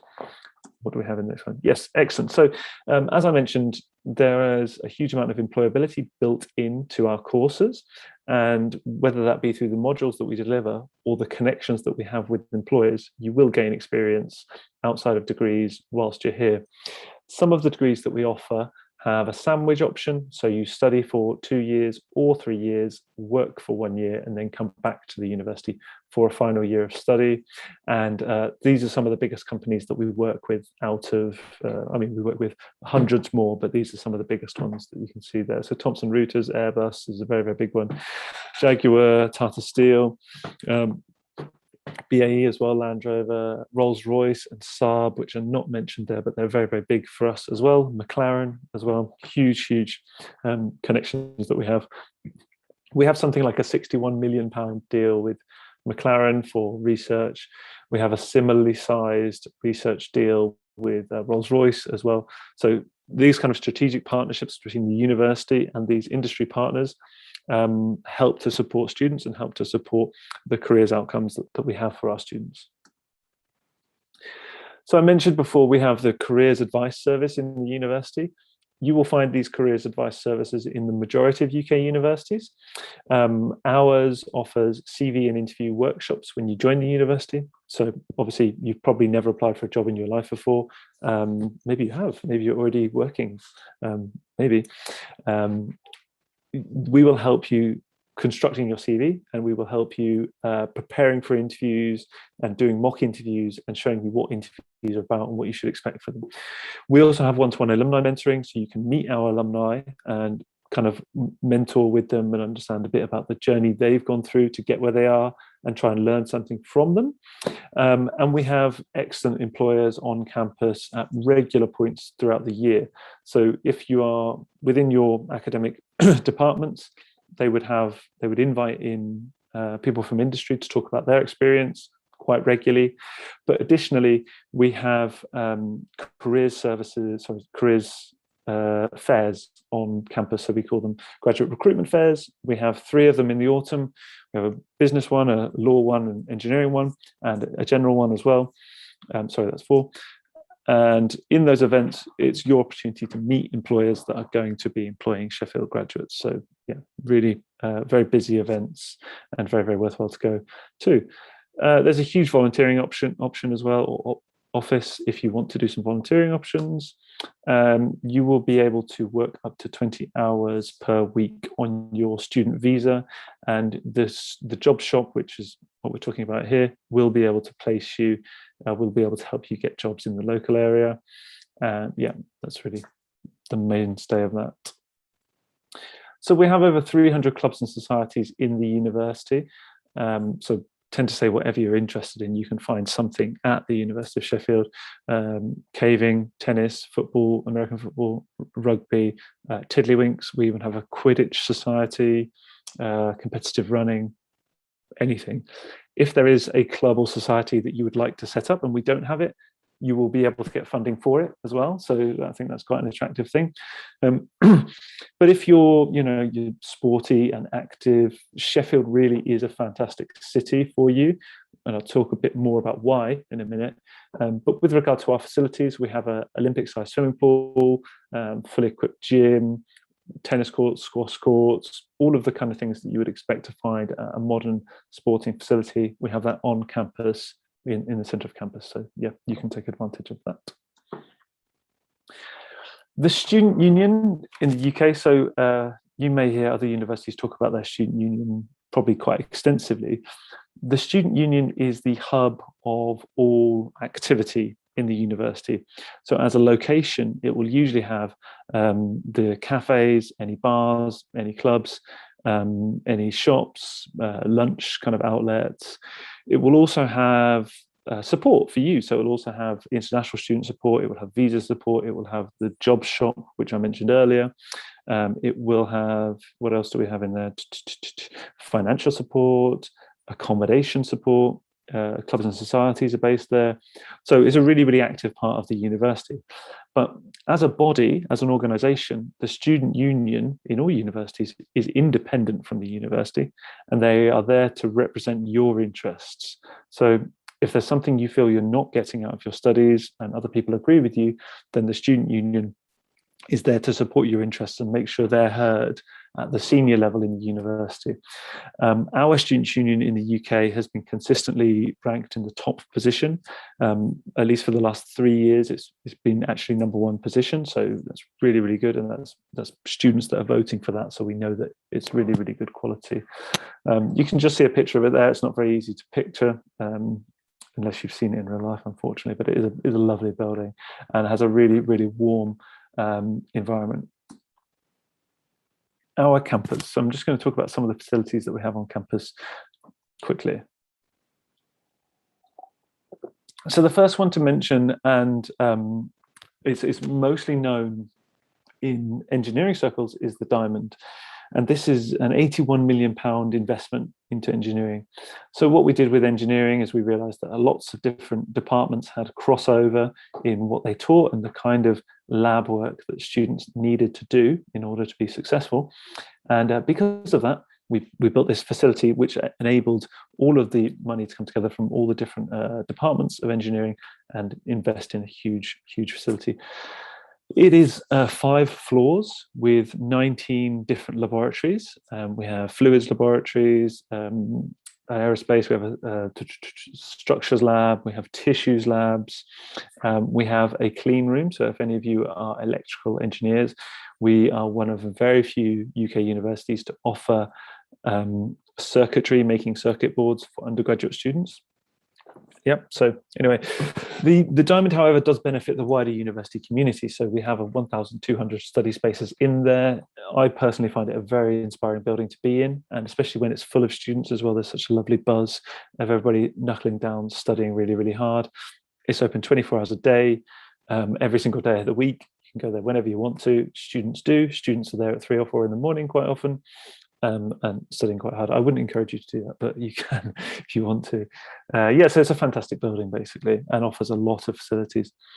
When I was talking earlier about our research excellence and how that allows us to get more money for the university, this is one of the ways that we see it as well. So the facilities that we're able to offer through the Diamond, the VR facilities that we can offer in there, the actual engines from planes that students take apart, the 30-meter wave tank that students can use to study how longshore drift affects the coastline, all these kind of things. We're able to do that thanks to our research excellence. We have several libraries on campus. So you're looking at one of them, one of 2 main physical ones. They're open all year round. And again, students use them all year round. They are very creative places. Most of all, they're nice and warm as well. So if you're feeling cold in the winter, you can come and hide in the libraries. We have resources for all students to ensure that they are successful during their studies. So we pretty much have at least 10 copies of every book that you'll need as part of your studies. However, all of those books are digitized as well. So you can find them on our online repository. So if you need to get something from a book, you don't actually have to physically go to the shelf and get it. Obviously, such a thing as physically going to a shelf seems very old now that we're working online increasingly, but we still like to have it. We still like to have that environment for you. We're jumping onto accommodation now. Not entirely sure why this is a new presentation to me. However, we have student accommodation in the university. It is our own accommodation.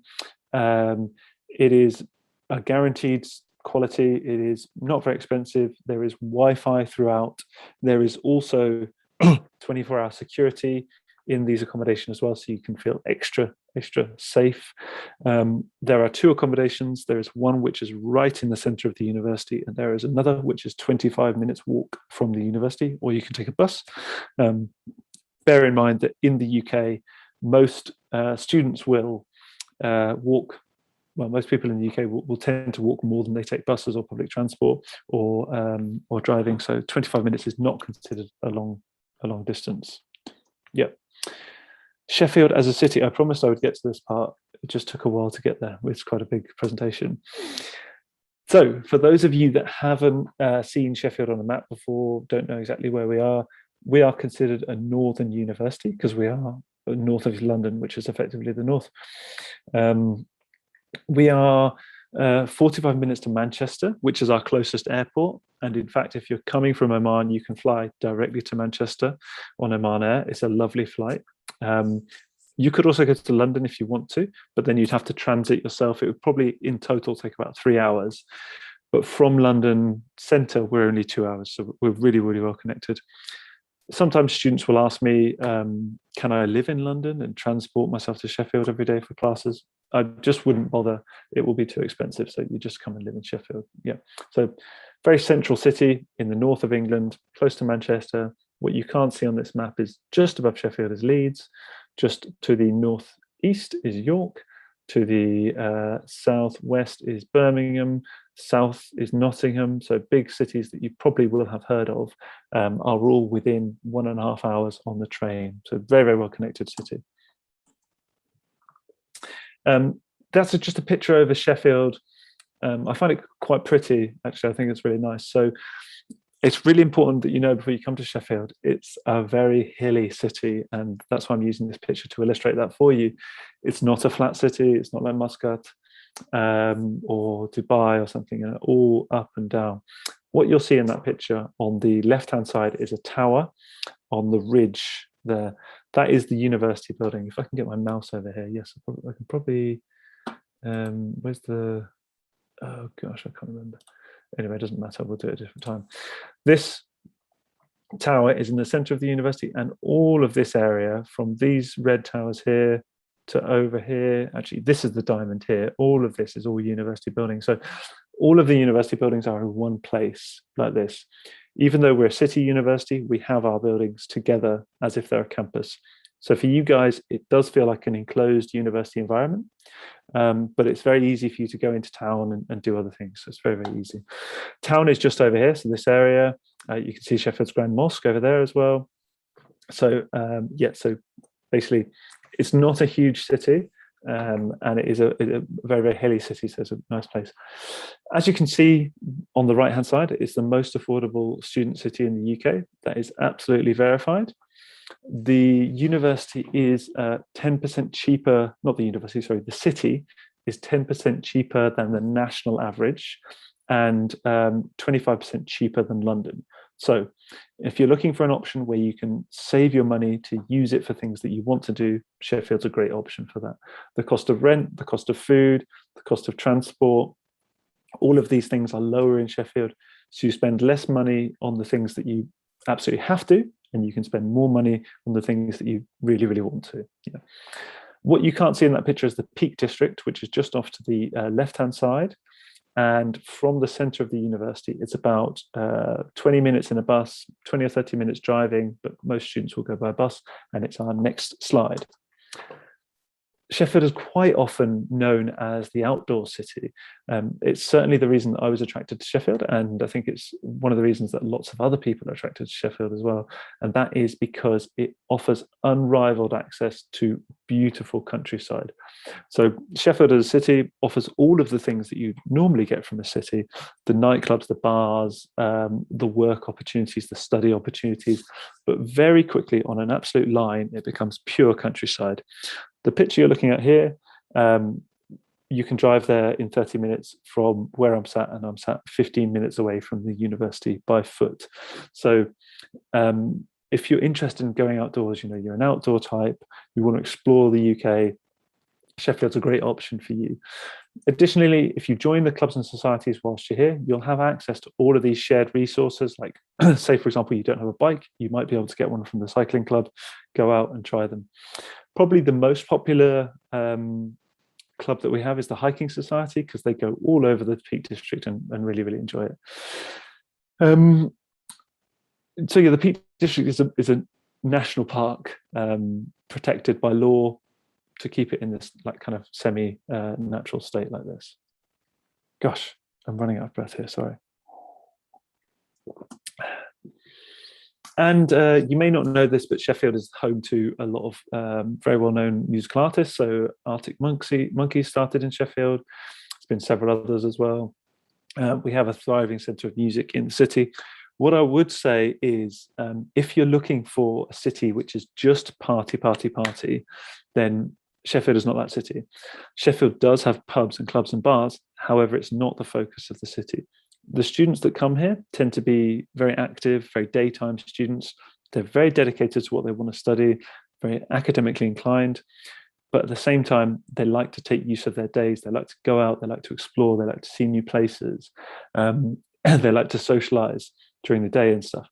The nighttime, we do have that, all that nighttime activities, but it tends to be Leeds and Manchester that are known for the big nightlife things. So coming on to the end of the presentation, the few things that I want to leave you with right now, and that is the importance of our scholarships in Sheffield. So we have for several years now offered really, really generous scholarships for international students. And the one which is most applicable to you guys, hopefully, is the 50% reduction in undergraduate fees. I'm absolutely delighted every time I can talk about this, because UK universities offer so much for international students that it's great to be able to invite the most passionate and the most excellent to come to the UK and study. We have 50 of these last year. We might have even more next year. However, nothing has been published yet. They make your tuition half price. So if you're studying something within science or engineering, the fees are usually around 22,000. So it makes the fees 11,000 straight away. They are not awarded exclusively by academic merit. What do I mean by that? It means that if your friend applies for the scholarship and they have higher grades than you, they won't automatically get it. Students that are applying to the scholarship have to make a written application. The written application is about 1,000 words. And that written application will be used in conjunction with your academic achievement. So in the written application, you can think of it like an extended personal statement. You will be able to show the interview panel that you are the passionate one, you are the one that's most interested in your area of study, and you are the one that can really enrich the university, because that's what we're looking for, the really passionate students. So yeah, so don't be put off. Let's say, for example, if you know people that have 90s and you don't have 90s, you can still apply. Still recommend you to apply. Deadline for these is going to be in May. Deadline is not confirmed yet, the exact date, but you will know before you have to make your university decisions if you've got a scholarship or not. So you have a long time. Yeah, you will need an offer from the university in order to apply. We also have 25% scholarships at postgraduate level. Everything I've just said about the undergraduate scholarships is true for postgraduate scholarships. So I'm just notifying you of this in case there's any postgraduate students on the call, or in case your brothers or sisters are interested. We also offer those. And that's pretty much, we're coming to the end of the presentation now. One of the things that I want to do is, obviously I'm very passionate about Sheffield. As I said, I've been here 5 years and find it a fantastic place to live and really, really enjoy my time here. I find the community to be really very welcoming, and that's the first thing I noticed when I came here. But I would encourage you to speak to our current student ambassadors to ask them about their experience. Some of them, I mean, they're from all over the world, so you can go ahead and ask them anything you want to about studying in Sheffield. You know, all the things that you might be afraid to ask me. You shouldn't be afraid to ask me anything, by the way, as long as it's business appropriate. But other things that you might want to ask these students, you can go ahead, and I would recommend that you do so. So it's sheffield.ac.uk/study/chat, and you will be able to filter by country, by course, by anything, so you can get some good questions. And with one long breath, just to say thank you very much for coming here today. I can see there's 181 people in the room. I hope this has been informative to you. It's been an absolute pleasure to deliver the presentation, and I'm happy to take questions on any subject. I don't know if, Mubaraka, you want to field some questions to me, or if you would like me to go through the questions myself, you let me know how you'd like it. One of the moderators from the school will be fielding the questions to you. Okay, good, brilliant. Thank you. Okay, well, I'll pass over to the moderators then. Thank you. Thank you, sir. It was truly an enriching and empowering session. Sir, may I request you to answer a few queries which have been raised by our valued audience. So may I now invite our moderator for the session, Ms. Neha, to share with you the questions raised by our audience. Hi, Mr. Brown. Good evening to all of you.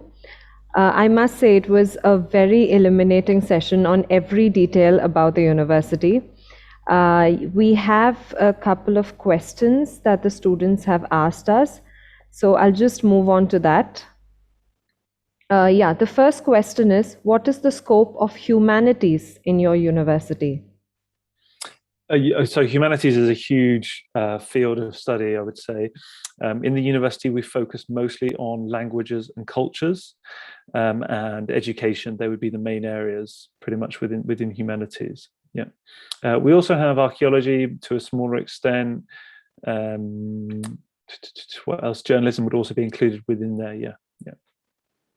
Okay, thank you so much. Also, another question was, how is the placement scenario in mechanical and electrical engineering? Excellent. Yeah, so it's a really big topic and a good question. I'm glad the student asked. So we have placement opportunities within a huge amount of companies. The companies that we source placement opportunities with, we speak to, or sorry, we have relationships with them for many, many years ongoing. When companies come to us and say that they want our students to come and do some work with them, which they do regularly, we send people to them initially to be sure that the placements that the students are going to are appropriate for the students and that they are going to provide the students with experience. So this is basically to ensure that our students aren't going out into the wider community and just making coffee for CEOs, because that's absolutely not what we want. So you can be sure that your placement will not be photocopying, making coffee and being kind of, you know, the general help of the office. You will be doing stuff that is important to the company, because the University of Sheffield will ensure it. Because of that, that means that we focus on the highest achieving students to go to these placements. So you need to be achieving above a 2-1 general average, which would be around 60 to 65%. If you're achieving below those levels, the university would be less likely to send you into a company. The reason for this being that they want their best students out there in the community.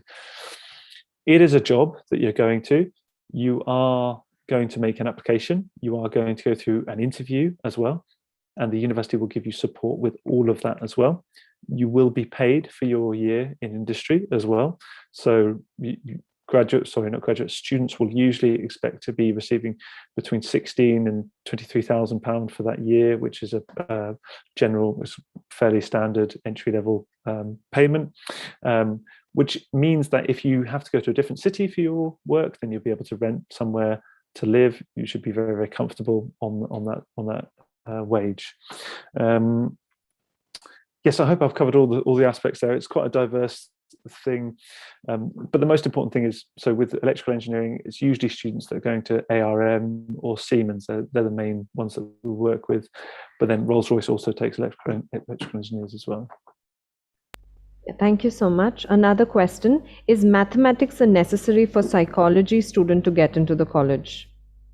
Mathematics is not a necessary for psychology. Psychology in the University of Sheffield is a bachelor's in science, it's a BSc, and so we consider psychology a science in the university. And because of that, you will need a science subject. So maths would be considered a science subject, but also well, biology, physics, chemistry, and also psychology would all be considered science subjects. So yeah, maths isn't necessary, but you do need a science, and maths will be considered a science. Okay.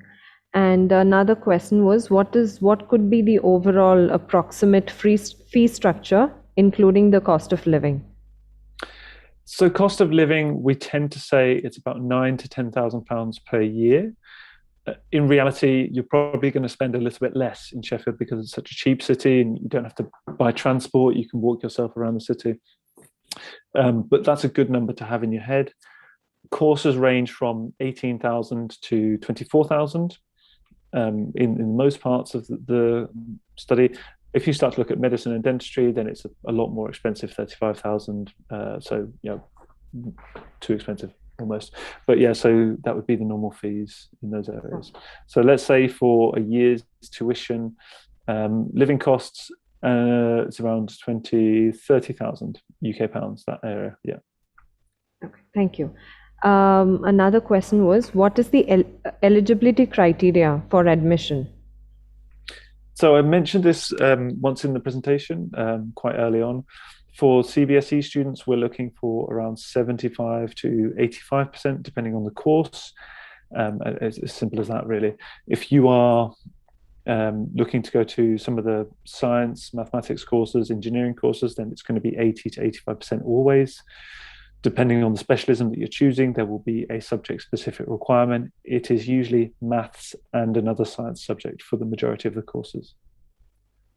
And the last question is, does the university offer courses in veterinary sciences? We don't know. Nope. Okay, so thank you so much, sir. You're very welcome. Thank you. Thank you, Ms. Neha. Thank you, sir. We're truly grateful for your relevant, valued, and patient answers to all our queries. I'm sure the participants are enlightened. They have got a true picture about the prospects available for them at your esteemed organization. Dear audience, you're requested to fill in the feedback form, which will be posted in the chat box towards the end of this session. Filling this form is necessary as it would fetch you a participation certificate. For those who've joined through YouTube, you're requested to check the description box for the link of the feedback form. As we have come to an end of this enriching session, I reckon it a privilege to put my gratitude into words. It is my pleasure to propose a word of thanks. On behalf of Indian School Al-Wadi Al-Kubir, the organizing team, and the entire audience, let me first express a profound gratitude to His Majesty Sultan Haitham bin Tariq Al Said for his magnanimous benevolence showered on the Indian diaspora in the Sultanate of Oman. May the Almighty shower abundant blessings on His Majesty and this peaceful and prosperous country of our residents. We extend heartfelt thanks to our eminent speaker, Mr. Adam Brown from the University of Sheffield. Thank you, sir. This session was truly informative and enlightening. It has opened new vistas before us. Our deepest sense of appreciation and gratitude to Dr. Shivakumar Manickam, Chairman, Board of Directors, Indian Schools in Oman. Our sincere thanks to all the esteemed members of the various Board of Directors, CBSE officials, distinguished members of the MOE Oman, and officials of the Embassy of India, Sultanate of Oman. Our heartfelt thanks to Mr. Alkesh Joshi, the Honorary President, Indian School Al-Wadi Al-Kubir Management Committee, and other members of the School Management Committee for their profound encouragement at all times. I also wish to take this opportunity to express our heartfelt gratitude to our tower of strength and source of motivation, our beloved principal, Mr. D.N. Rao, honorable principals of all the participating schools in the MENA region, vice principals, assistant vice principals, coordinators, supervisors, and the entire teaching community of all the participating schools for their support, guidance, and active involvement. We are indeed grateful to our platinum sponsor Studyco, gold sponsors Chain Group of Institutions, Grey Matter Academy, Weller Institute of Technology, Sri Ramachandra Institute of Higher Education, bronze sponsor Middle East College, Tapar University, Dallas Baptist University, and MIT World Peace University, Pune. Digital partner Spectrum, media partner The Arabian Stories, and valued donors. I wish to thank each and every student and parent for their valuable presence in making this session of our Global Career Fair AVENIR 2021 a grand event. An event of this kind requires the coordination of a committed team. My earnest and heartfelt thank you to my ISWK team behind the scene, working tirelessly and making AVENIR 2021 a tangible reality. Last but not the least, I thank Almighty God for making this session a great success. The next session will be the University of Alabama at Birmingham. It will be held between 5:45 and 6:30 p.m. Thank you all. See you soon for the next session. Take care and have a wonderful day ahead.